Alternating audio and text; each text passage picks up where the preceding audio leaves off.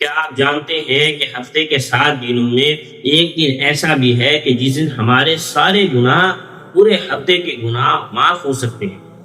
جی ہاں، میں بات کر رہا ہوں سید الایام یعنی جمعے کے دن کی، کہ یہ وہ مبارک دن ہے جس دن ہمارے پورے ہفتے کے گناہ معاف ہو جاتے ہیں۔ اور یہ دن صرف ایک دن نہیں بلکہ مسلمانوں کے لیے ہفتہ واری عید کا دن ہے۔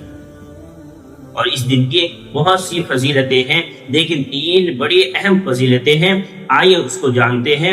اس ویڈیو کو مس نہ کریں، آخر تک ضرور دیکھیں۔ السلام علیکم ناظرین، میں ہوں محمد انصار قربانی۔ آئیے اس دن کی 3 بڑی فضیلتوں کو جانتے ہیں، اس کو سیکھتے ہیں، انشاءاللہ فائدہ ضرور ہوگا۔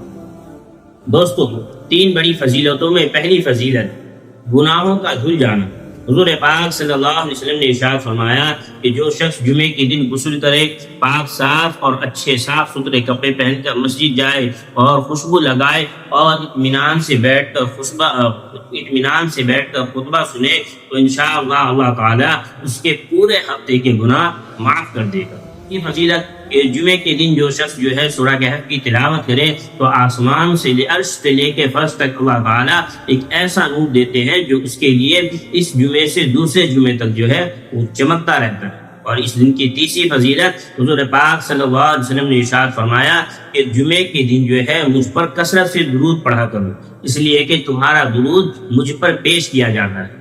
تو اسی لیے کمنٹ میں ایک مرتبہ صلی اللہ علیہ وسلم ضرور لکھے، اور حضور پاک صلی اللہ علیہ وسلم پر ایک مرتبہ صلی اللہ علیہ وسلم کا نذرانہ ضرور پیش کریں۔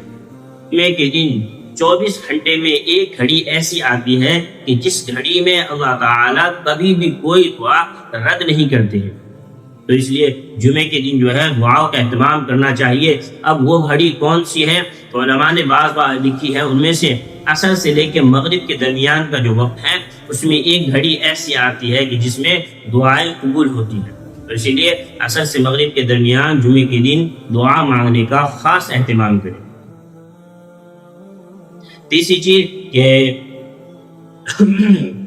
دوستوں، جمعے کے دن کی بہت بڑی فضیلتیں ہیں۔ اللہ تبارک و تعالیٰ نے اس دن کو بڑا ہی مبارک اور بابرکت بنایا۔